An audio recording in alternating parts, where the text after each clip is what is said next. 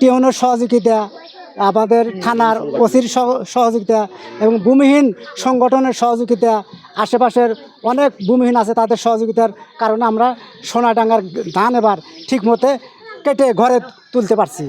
এবং এইভাবে ধান আমরা কোনো বছরই কাটতে তুলতে পারি না গিয়া, এবার আমরা পুরা ধানই আমরা সোনাডাঙ্গার ধান কেটে ঘরে তুলছি। সাংস্কৃতিক অনুষ্ঠান করতেছি, কি জন্য করতেছি? সোনাডাঙ্গা বিলে আমরা ধান লাগাচ্ছি, এই ধান কাটতে পারি না। অনেক মাত্রা মামলা, অত্যাচার, নির্যাতন আমাদের করে। এবার পুলিশ প্রশাসন সকল দিক দিয়ে আমাদের অনেকটা সহযোগিতা করছে, হেল্প করছে। সে তাই বিদায় আমরা সোনাডাঙ্গা বিলে ধান কেটে ঘরে উঠাচ্ছি। আমরা 4-500 লোকের ভূমিহীন আমজাম করে এই সোনাডাঙ্গা বিলে ধান কাটছি এবং লাগাচ্ছি, কাটছি। আমরা এ ধরনের উদ্যোগ নিচ্ছি।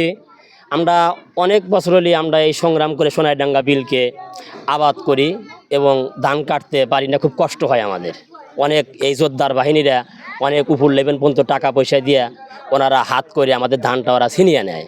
তো আমরা এবার আমাদের পুলিশ প্রশাসন এবং সিরাজগঞ্জ কোর্ট আমাদের সকল দিক থেকে আমরা সার্বিক সহযোগিতা, আমাদেরকে রায়ের ঘোষণা 2টা হয়ে গেছে, এটাও আমরা পাইছি। তাই আমরা এতে সোনাডাঙ্গা বিলকে বা ধান গেড়ে আমরা কেটে আমরা আনন্দ উল্লাস করছি। আমরা ইতিপূর্বে এরকমভাবে আমরা ধান কাটতে পারি নাই, আমরা এবার ধান কাটছি। আমাদের কোনো বাধাবিঘ্ন নাই, আমাদের কোনোরকম কোনো সমস্যা নাই। পুলিশ প্রশাসন সকল কিছু আমাদের সহযোগিতা করছে, সকল বাহিনীরা সবাই সহযোগিতা করছে আমাদের। তাই আমরা এবার 500 লোকের আয়োজন করে আমরা এই কিছুক্ষণ আগে আমাদের খাওয়া দাওয়া শেষ হয়ে গেল এবং অনেক অতিথিবৃন্দুরা আসছিল।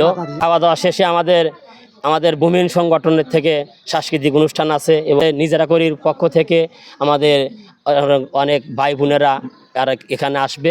এত সোনাডাঙ্গা বিলকে আমরা এবার খুবই নিশ্চিতভাবে আমরা এবার ধান কেটে ঘরে তুলতে পারছি।